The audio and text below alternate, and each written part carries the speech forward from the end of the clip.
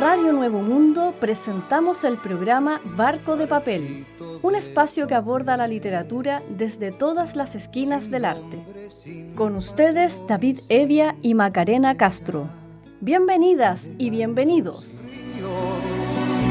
Cuando el estanque era el mar. Amigas y amigos de Radio Nuevo Mundo, reciban ustedes un cordial saludo. Damos comienzo aquí a un nuevo capítulo de Barco de Papel. La ruta de hoy nos hará desembarcar en la vida y obra de Pedro Prado. Recorreremos con una musa los textos de la Gaceta Leucade y pasaremos revista a la actualidad literaria.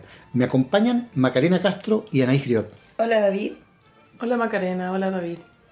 Poeta, novelista, ensayista, pintor, diplomático y arquitecto, Pedro Prado Calvo nació el 8 de octubre de 1886 en Santiago. Su madre, Laura Calvo Maquena, falleció cuando él tenía solo 2 años.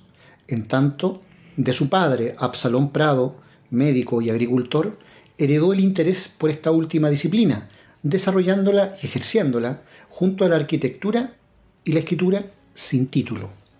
Estudió humanidades en el Instituto Nacional y posteriormente cursó estudios de arquitectura en la Universidad de Chile sin acabarlos. En ese periodo fue elegido presidente de la Federación de Estudiantes de Chile, FECH, papel en el cual promovió lazos con estudiantes de otros países de América Latina y fue parte del grupo que participó en la preparación de la revista Juventud, órgano oficial de ese referente universitario y que, nacida en 1911, extendió su edición hasta 1951. Su obra poética, que inauguró de forma oficial el uso del verso libre en el escenario nacional, se inscribió en la denominada generación literaria de 1920, compartiendo visibilidad con poetas como Pedro Antonio González y Carlos Pessoa Vélez. Entre 1907 y 1917 publicó sus primeros títulos, década particularmente productiva que parece haber sido azuzada por la pérdida de su padre a los 19 años.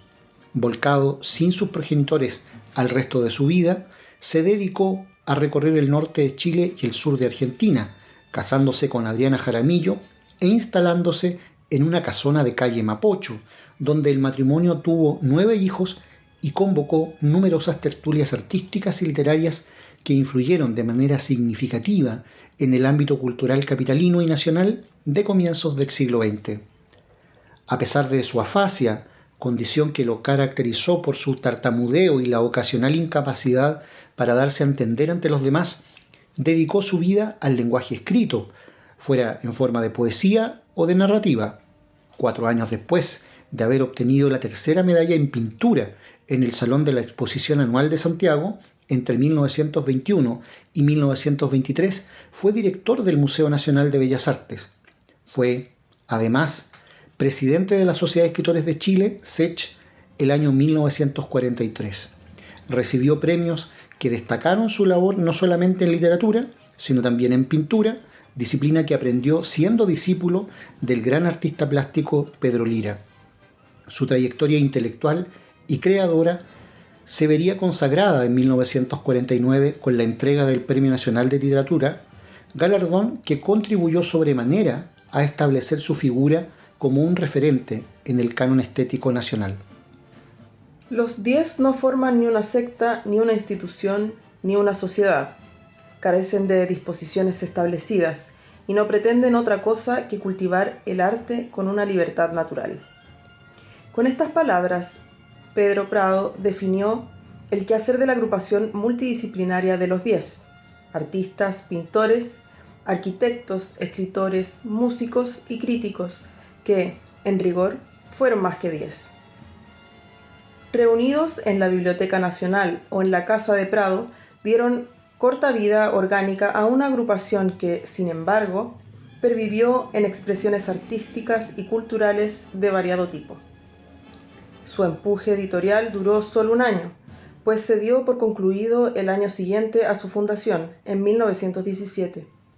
Sus reuniones continuaron, no obstante, hasta 1924, y entre sus jóvenes integrantes se encontraron el poeta y cuentista Manuel Magallanes Moure, el pintor Juan Francisco González, los músicos Acario Cotapos y Alfonso Leng, el arquitecto Julio Bertrand, fallecido en 1918, y los novelistas Eduardo Barrios y Augusto Dalmar.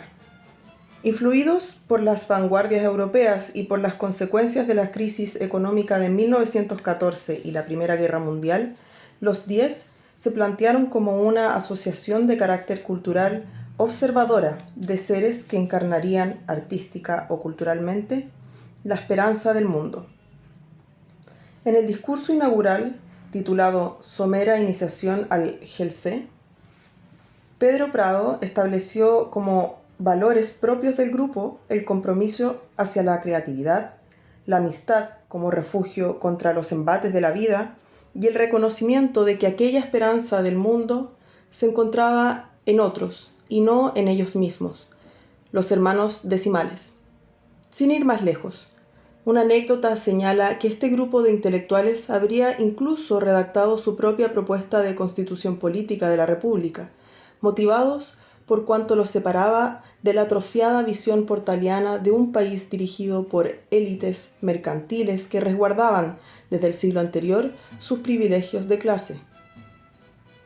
Ubicada en Santa Rosa con Tarapacá, la Casa de los 10 fue construida alrededor de la mitad del siglo XIX y pasó a ser lugar de reunión de la agrupación el año 1923.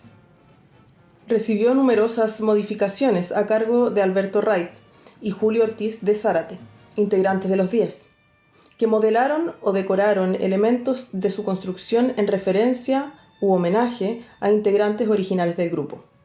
En su patio interior se construyeron capiteles que registran la obra o la historia de algunos, como Julio Bertrand, y los ya mencionados Acario Cotapos, Alberto Leng y Augusto Dalmar. El capitel número 2, por su parte, se encuentra dedicado a Pedro Prado, enseñando tallas en piedra que asemejan personajes de sus obras, como Alcino, un juez rural o la reina de Rapa Nui. La Casa de los 10 ha permanecido históricamente como un inmueble privado y la Fundación Cultural Casa de los 10 Alfredo García Burr realiza en ella exposiciones y eventos vinculados a la escena cultural. El año 1997, de hecho, fue declarada Monumento Nacional. Hay que recordar que el grupo de los 10, en el emblemático año de 1923, declamó en público la versión íntegra de Montaña Adentro de Marta Brunet. Fue ese el hito que catapultó la publicación de esa pieza inicial de la Premio Nacional de Literatura. El primer libro de Pedro Prado, Flores de Cardo, apareció el año 1908 y se convirtió, según la crítica y el registro histórico, en la primera obra poética en hacer uso deliberado del verso libre en Chile. Tomando distancia del modernismo de Rubén Darío y de la tradición general de la lírica y la métrica poética, asombró y descompuso a lectores por igual con su publicación. Si bien el uso de este verso libre no implicó la pérdida de otros elementos constitutivos de la poesía, como su empleo del ritmo y las cadencias, desajustó la forma de escandir con precisión cada verso a la manera de referentes como el Walt Whitman de sus Hojas de hierba o el verso libre francés de la generación de Baudelaire, Verlaine, Rimbaud y Corbière. A modo de ejemplo citamos su poema Poder del amor, en que el recuento de sílabas pierde relevancia y parece ser la rima la encargada de ajustar o brindar estructura al ritmo de los versos.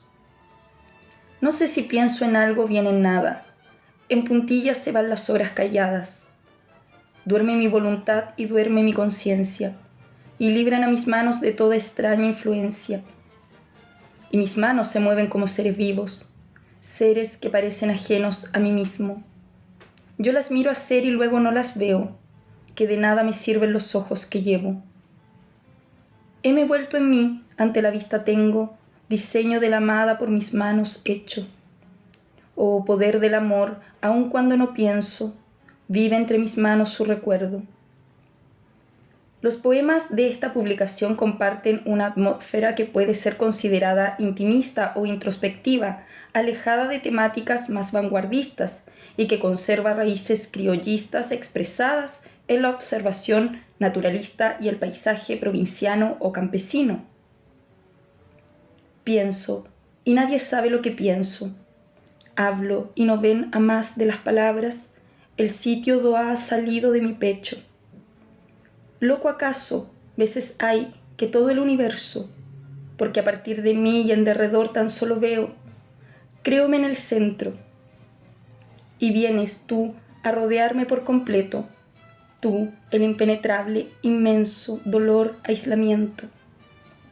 Escribe en su poema Dolor, aislamiento, libre de sonetos, coplas, redondillas, octavas reales, décimas y otras variantes estróficas consagradas en el ámbito poético, Flores de Cardo ingresó al repertorio de la poesía nacional permitiendo, a su vez, el desarrollo de una modalidad lírica poco extendida hasta entonces, la prosa poética, como se lee y percibe a partir de estas estrofas del poema Futura.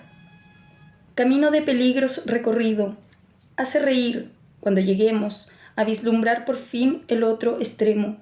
Habremos de reír y reiremos de los grotescos pasos que se alzaban, salvando unos obstáculos donde nada había.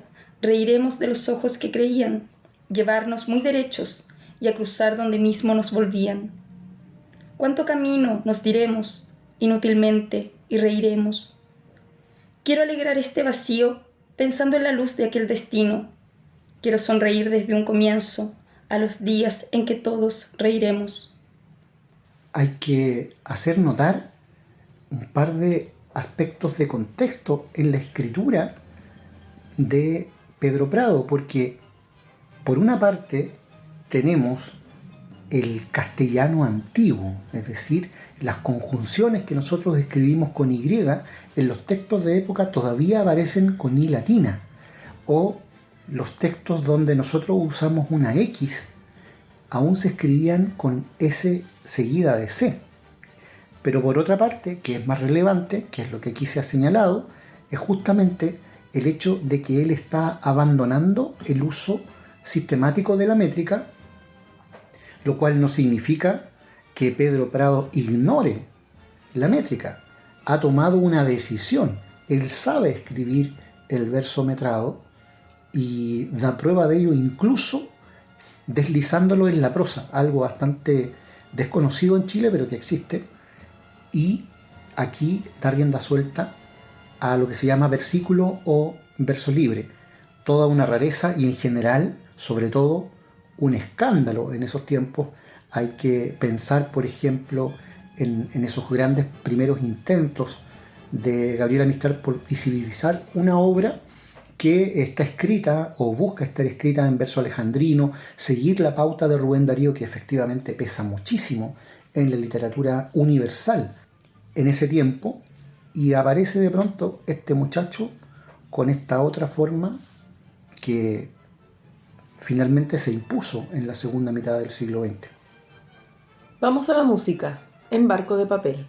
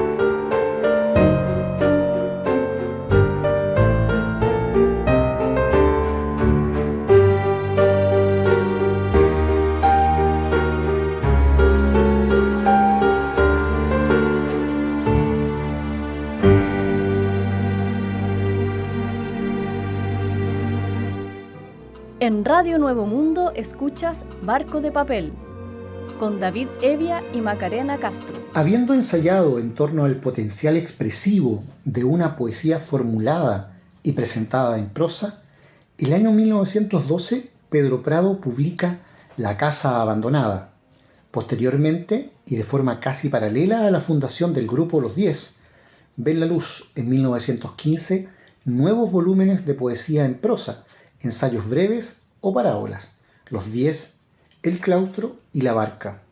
Ese mismo año aparecería su obra poética mejor recibida por la crítica, Los pájaros errantes, poemas y divagaciones. Como los títulos recién mencionados, fue escrito en prosas que trataban de forma literal o simbólica aspectos de la relación del autor o su voz poética con el mar, la naturaleza, las aves, la tierra, la muerte, el lenguaje y los otros hombres. Un fragmento del poema que da nombre al libro dice lo siguiente: yo estaba con los taciturnos pescadores que en el breve crepúsculo elevan las velas remendadas y transparentes. Trabajábamos callados porque la tarde entraba en nosotros y en el agua entumecida. Nubes de púrpura pasaban como grandes peces bajo la quilla de nuestro barco. Nubes de púrpura volaban por encima de nuestras cabezas y las velas turgentes de la balandra eran como las alas de un ave grande y tranquila que cruzara, sin ruido, el rojo crepúsculo. Yo estaba con los taciturnos pescadores que vagan en la noche y velan el sueño de los mares. En el lejano horizonte del sur, lila y brumoso, alguien distinguió una banda de pájaros. Nosotros íbamos hacia ellos y ellos venían hacia nosotros. Cuando comenzaron a cruzar sobre nuestros mástiles, oímos sus voces y vimos sus ojos brillantes que de paso nos echaban una breve mirada. Insensiblemente, la noche que llegaba iba haciendo una sola cosa del mar y del cielo, de la balandra y de nosotros mismos. Su obra poética alcanzaría un cenit con la publicación y circulación de este libro, pues tuvieron que pasar 19 años para que el autor volviese a presentar nuevas composiciones de este tipo en la imprenta nacional. En 1934 hicieron aparición los sonetos de su Camino de las Horas y más tarde, en 1945, el volumen titulado Esta bella ciudad envenenada, estructurados en torno a un arco argumental basado en los conceptos de nostalgia, encarnación, sublimación, tragedia, olvido, soledad, revelación e imago, son sonetos numerados y sin título, en decasílabos que dan cuenta efectiva de la madurez y el control estricto y formal de la pluma del autor, quien ya se encontraba por entonces en carrera para recibir el máximo galardón de las letras nacionales. Si a tus pupilas la mirada elevo, reza su 9º soneto, perdona si te miro emocionado, sonríes sin saber todo el pasado que en tus ojos asoma, y no me muevo, no contesto, no inquiero, no me atrevo a respirar, oh Dios, no me disuado, que no es verdad, que estoy enajenado, mirándote sin ver yo me conmuevo, tú me recuerdas un amor supremo, que tu presencia sin saber evoca. Yo conozco esos ojos y esa boca, porque bien los conozco, bien los temo. Eres, ay, mi pasado fugitivo, mi amor ya muerto, que asombrado vivo. En la poética en prosa que mencionábamos hace un momento y que echa a andar el autor hacia 1915, el elemento contextual es que al otro lado de la cordillera, en Argentina, 12 años después, Alfonsina Storni da a luz su primer poemario escrito en prosa, recientemente reeditado por lo demás. En 1920, Casa Editorial Minerva publicaría su obra en prosa de mayor relevancia e impacto literario, la novela Alcino, cuya bella prosa comienza así. La noche cubre los campos como un agua oscura y sutil. Después de haber penetrado, en las últimas concavidades de las dunas, eleva silenciosamente su nivel 1000 veces por encima de las más altas montañas. Una niebla delgada que el viento empuja contra el mar y vela los contornos de las cosas y hace que ellas se compenetren. La luna, que cae hacia el poniente, brilla pálida tras la niebla. En torno de la luna se ven 2 nacarados y enormes círculos concéntricos. Alguien ha tañido esa campana de plata. Son 2 ondas sonoras que se propagan por los dominios de la noche silenciosa. Alguien ha arrojado la luna como una moneda de oro contra las mansas aguas del infinito. Su caída ha hecho nacer esos círculos crecientes y gigantescos. El mar, convertido en una sombra sonora, canta. Su voz se mezcla a la niebla que brota de su seno, a la niebla débil que se opone, sin fuerzas, al viento frío y cortante que baja de las nevadas cordilleras. Habiendo el autor ejercido la arquitectura, cual Dédalo otorgó en un accidente alas para su joven Alcino, que soñaba con volar. Anoche, otra vez, le dice Alcino a Poli, su hermano menor. Poli, volé. Volaste soñando, le responde Poli. Pero volé, insiste Alcino. Volé sobre la casa y el lago. Y era tan fácil que yo me decía, mañana, cuando despierte, no me olvidaré de todo lo que debo hacer para volar. Saltando de un roble, Alcino cae, y de sus magulladuras brota una joroba que se convertirá, posteriormente, en un par de alas. Para entonces, eran pocas las novelas que se distanciaban de la tradición criollista, tanto a nivel nacional como internacional, en el ámbito hispanoamericano.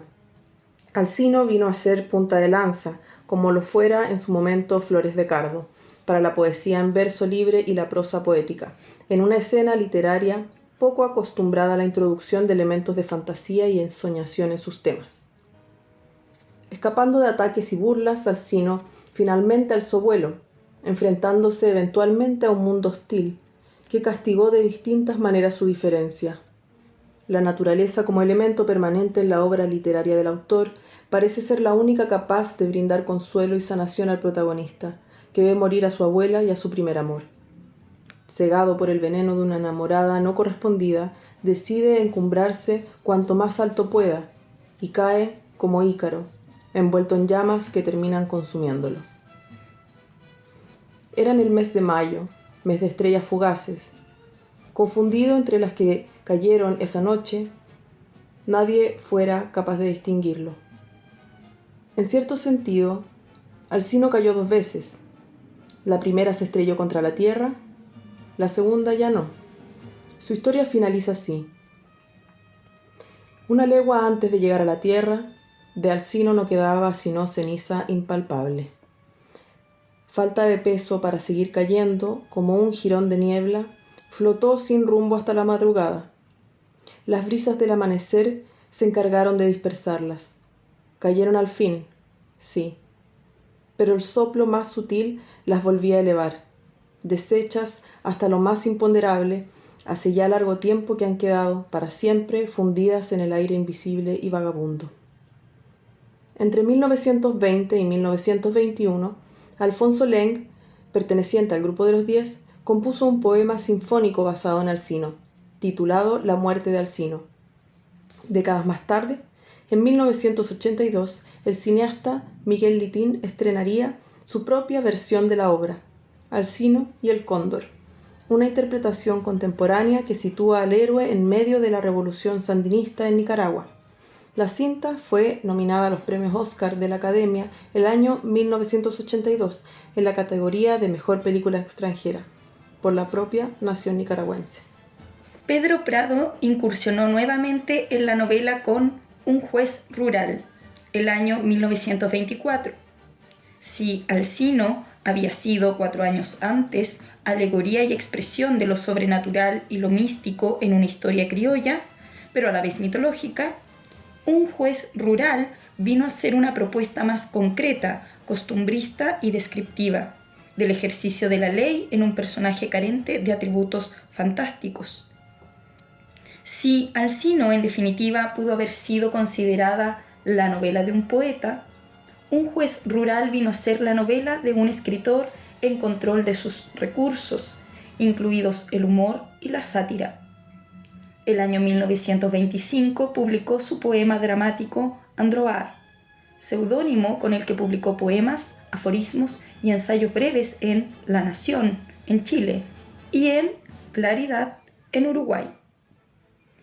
El personaje epónimo, en uno de sus diálogos, enuncia: para vivir debemos a cada instante elegir, y para elegir nos vemos obligados a despreciar lo no elegido.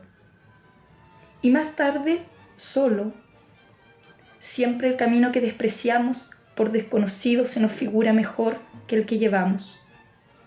A diferencia de otros autores, Pedro Prado no tuvo necesidad de elegir entre poesía y narrativa, pues resultó ser talentoso en ambas. El antologador y crítico Naín Nómez lo considera entre los más destacados sonetistas de la literatura chilena y fue referente e influencia para autores como Gabriela Mistral y Pablo Neruda, quienes se detuvieron a observar, como tantos más sucesivamente, atentamente la puerta abierta del verso libre y lo que podía pasar por ella. Ocasionalmente su producción fue criticada maliciosamente, aun cuando sus críticos reconocieran su originalidad. Concluiría su obra con los poemarios No más que una rosa, del año 1946, y Las estancias del amor, con introducción de Raúl Silva Castro, de la Academia Chilena de la Lengua, en 1949, año en que recibió además el Premio Nacional de Literatura. La popularidad de su obra, su presencia en planes de lectura generalizados, muestra una tendencia histórica a la baja, sino su ausencia. No obstante, su escritura fue divulgada en ediciones que probablemente se extendieron por todo Chile, de manera que debiese ser difícil no encontrar una copia de Alcino o Un juez rural en bibliotecas públicas y en librerías de segunda o tercera mano. Críticos y escritores han elogiado sostenidamente el carácter original y cuidadoso de su lirismo en obras como Flores de Cardo, la riqueza interpretativa de su misticismo en la mencionada Alcino o en Camino de las Horas, y el realismo detallista y comunicativo en Un juez rural. Como tantos otros escritores chilenos, Pedro Prado también incursionó en el ámbito diplomático. Así, mientras en agosto de 1925 formó parte de la delegación oficial de intelectuales y artistas que participaron en la conmemoración del centenario de la Declaración de Independencia de la República de Bolivia, entre 1927 y 1928, ejerció como embajador de Chile en Colombia. Férreo defensor del Premio Nacional de Literatura para Gabriela Mistral, Pedro Prado murió en la ciudad de Viña del Mar en enero de 1952, solo meses después de que la responsable de Tala y Lagar obtuviese, como él, el máximo galardón de las letras nacionales. Es la vida y obra de Pedro Prado, capítulo de hoy en Barco de Papel. En nuestro próximo bloque abordaremos las letras en la SECH y los textos de la Gaceta Leucade. Pero antes, Anaís, Vamos a la música, en Barco de Papel.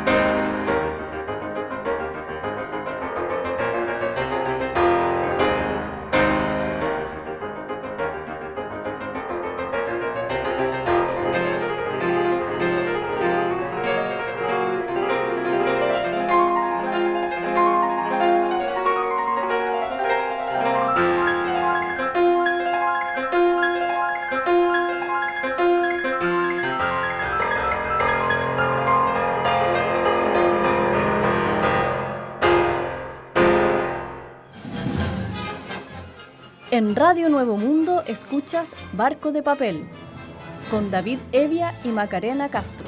Y en este tercer bloque compartimos con los auditores Letras en la Sech, un espacio donde la literatura en marcha nos pone al día en la producción literaria.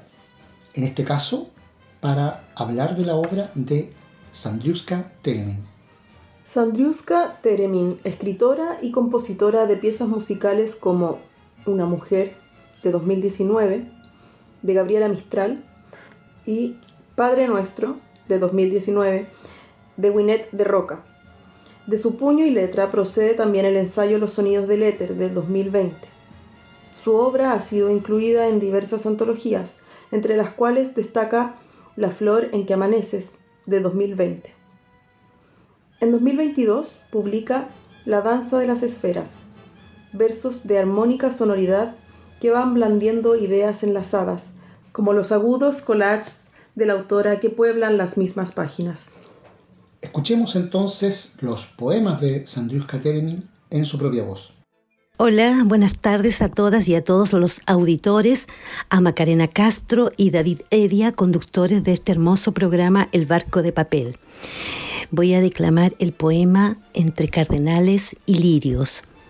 Entre cardenales y lirios me elevo a lo más alto de las velas encendidas en tu santuario, con la cruz de Jesús y la Virgen María.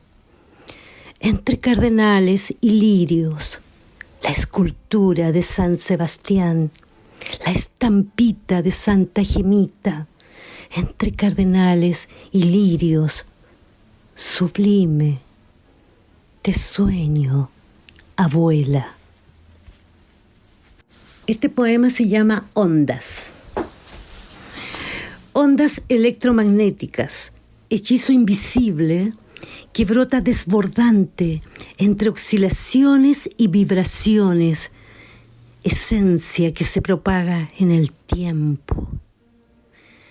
Mezcla de campos eléctricos y magnéticos que se expanden en el espacio, energía libre.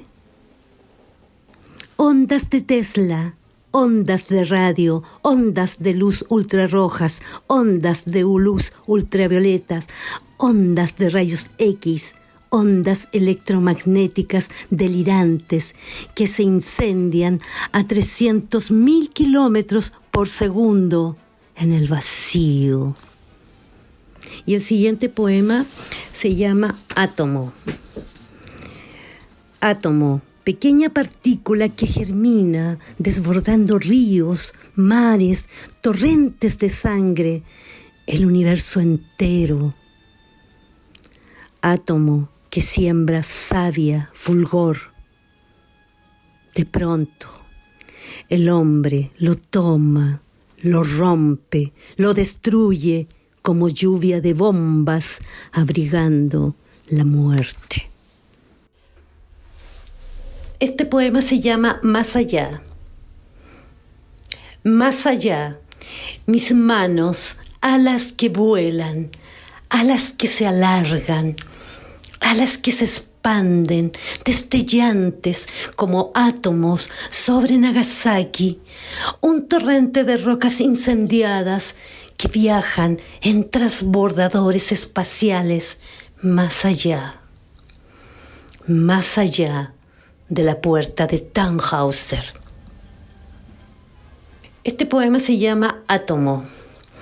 Átomo, pequeña partícula que germina desbordando ríos, mares, torrentes de sangre, el universo entero. Átomo que siembra savia, fulgor. Pero de pronto el hombre lo toma, lo rompe, lo destruye como lluvia de bombas, abrigando la muerte. Era Sandruska Teremin y la lectura de sus versos en Letras en la Secha.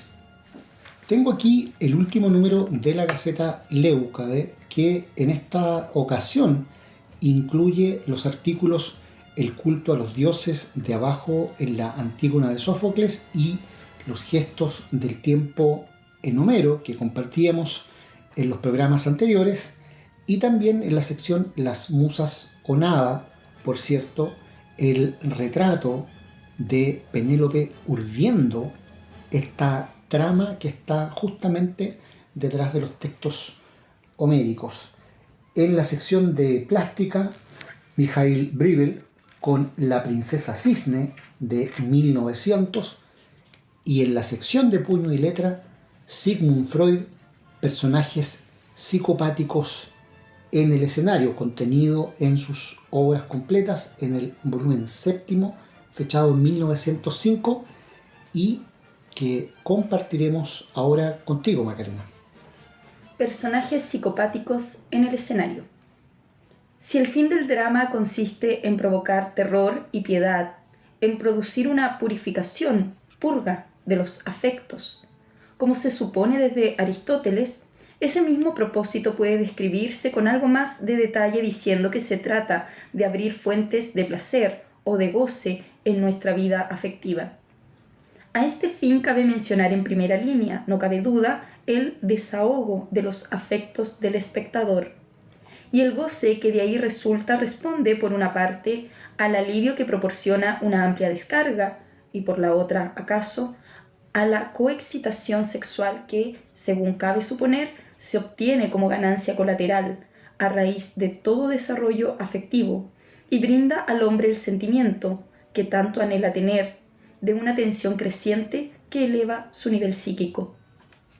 Ser espectador, participante del juego dramático, significa para el adulto lo que el juego para el niño, quien satisface de ese modo la expectativa que preside sus tanteos de igualarse al adulto. El espectador vivencia demasiado poco, se siente como un mísero desecho a quien no puede pasarle nada.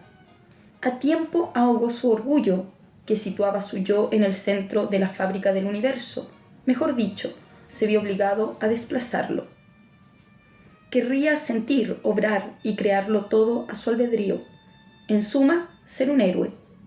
Y el autor-actor del drama se lo posibilitan, permitiéndole la identificación con un héroe.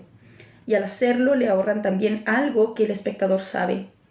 Esa promoción de su persona al heroísmo no sería posible sin dolores, sin penas, sin graves tribulaciones que casi le cancelarían el goce.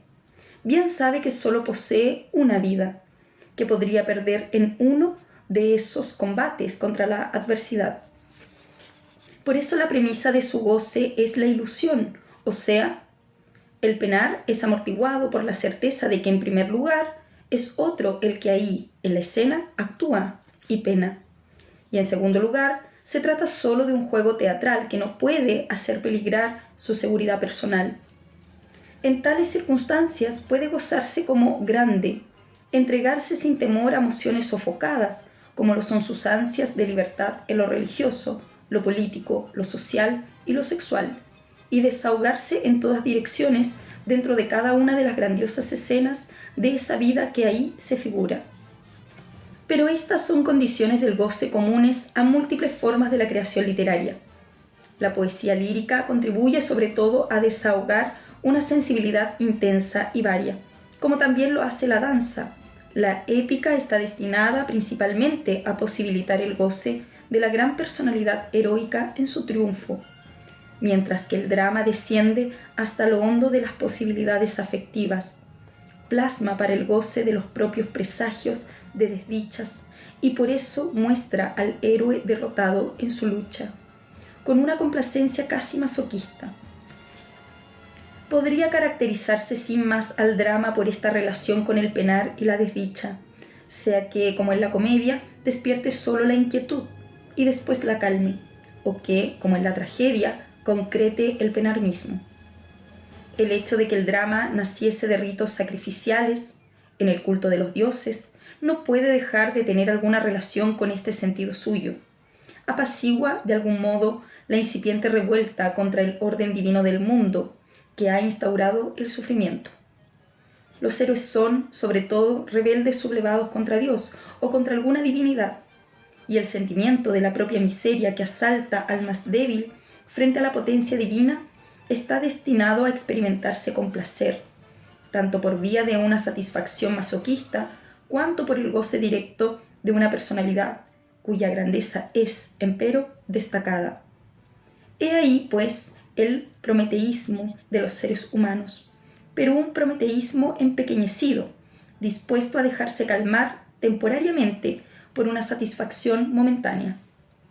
Por tanto, tema del drama son las variedades de sufrimiento. El espectador tiene que extraer de ellas un placer, y de ahí resulta la primera condición de la creación artística. No debe hacer sufrir al espectador, ha de saber compensar la piedad que excita mediante las satisfacciones que de ahí pueden extraerse. Una regla que infringen con particular frecuencia autores recientes.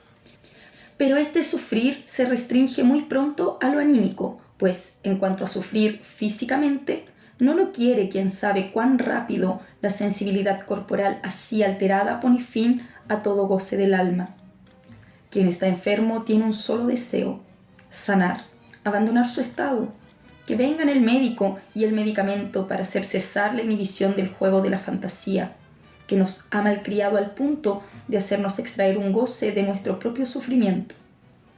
Si el espectador se pone en el lugar del que sufre un achaque físico, no encuentra ni goce ni productividad psíquica en su interior. Por eso el individuo corporalmente enfermo es posible la escena solo como requisito dramático, nunca como héroe, a menos que determinados aspectos físicos de su condición de enfermo posibiliten el trabajo psíquico.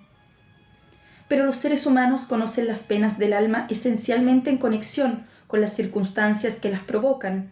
Por eso el drama precisa de una acción que engendre las penas y empieza introduciéndonos en ella. No son sino excepciones aparentes muchas piezas que nos presentan penas anímicas ya provocadas, como Áyax o Filoctetes. En efecto, en el drama griego, por ser notorio su asunto, el telón se levanta, podría decirse, en la mitad de la pieza. Y bien, es fácil exponer exhaustivamente las condiciones de esta acción. Tiene que poner en juego un conflicto, incluir un esfuerzo de la voluntad y una situación adversa. La lucha contra los dioses significó el primer cumplimiento de esta condición y el más grandioso. Dijimos ya que esta es una tragedia sublevada.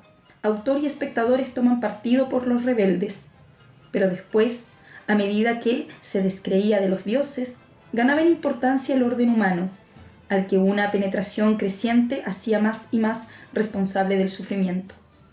Así, la próxima lucha es la del héroe contra la comunidad humana, social, la tragedia burguesa, tragedia de la sociedad civil.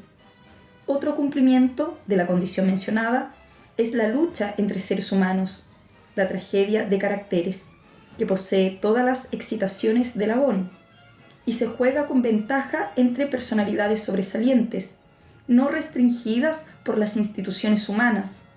Tienen que presentar por ello más de un héroe. Son desde luego admisibles las combinaciones entre estos dos últimos casos, la lucha del héroe contra instituciones encarnadas en caracteres fuertes. A la tragedia de caracteres pura le falta la rebeldía como fuente de goce, pero esta última reaparece, y con potencia no menor que en los dramas reales de los clásicos griegos, en las piezas sociales, por ejemplo, en Isaac Ibsen. Es Personajes psicopáticos en el escenario, texto del que hemos compartido un fragmento como parte de la obra de Sigmund Freud en puño y letra. Despedimos esta nueva emisión del programa Barco de Papel, producido por el equipo editorial de la Gaceta Leucade. En la edición, Cristian Castro, y en los micrófonos, Macarena Castro, Anaís Griot y David Evia. Nuestra ruta volverá a estar al aire la próxima semana. Muchas gracias y hasta entonces.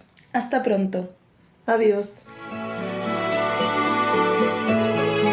En Radio Nuevo Mundo finaliza el programa Barco de Papel, un espacio que aborda la literatura desde todas las esquinas del arte. Nos encontramos en una nueva edición. Hasta pronto. Cuando el canal era un río, cuando